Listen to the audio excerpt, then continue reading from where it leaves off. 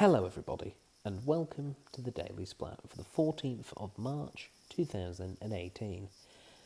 First of all, happy birthday Dad. It's Dad's birthday. Also, happy birthday Albert Einstein and Pam Ayres, I believe.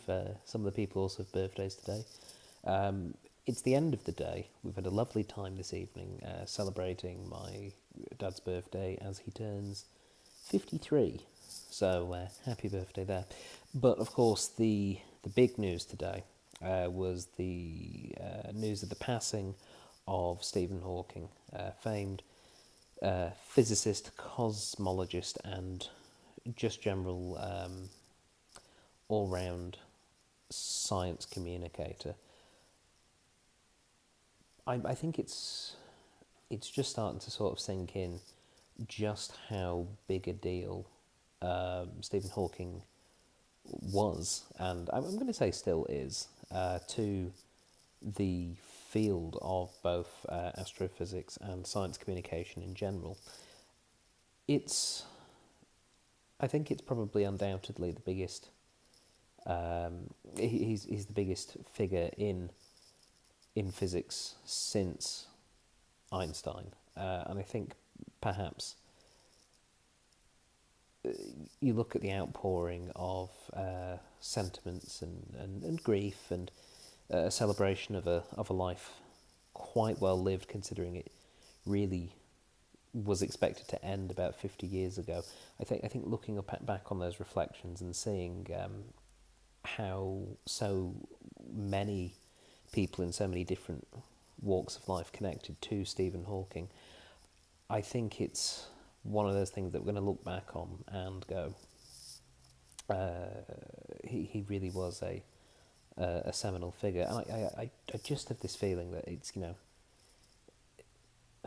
wasn't alive at the time when Einstein died. It was also 76 when he passed away, but it just feels like a really big deal. And, obviously,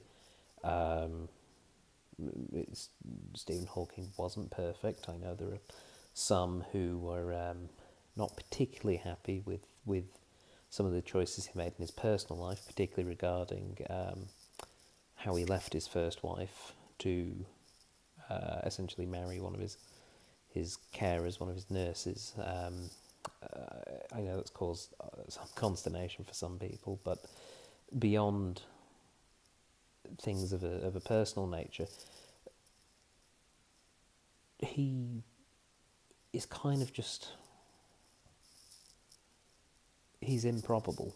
He should have been dead by about 25, 26 from the motor neuron disease that he lived with basically his entire adult life.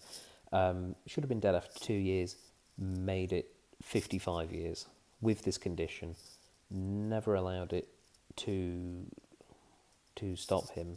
He still had his mind, he still had his capacity to think, and with that, and of course his wheelchair and the support of family and friends and his various academic institutions, he has, I'd say, probably been the most important contributor to physics in the second half of the 20th century. And some would possibly argue that maybe he was slightly more important than Einstein. I'm not going to go into that right now, other than just to say I certainly think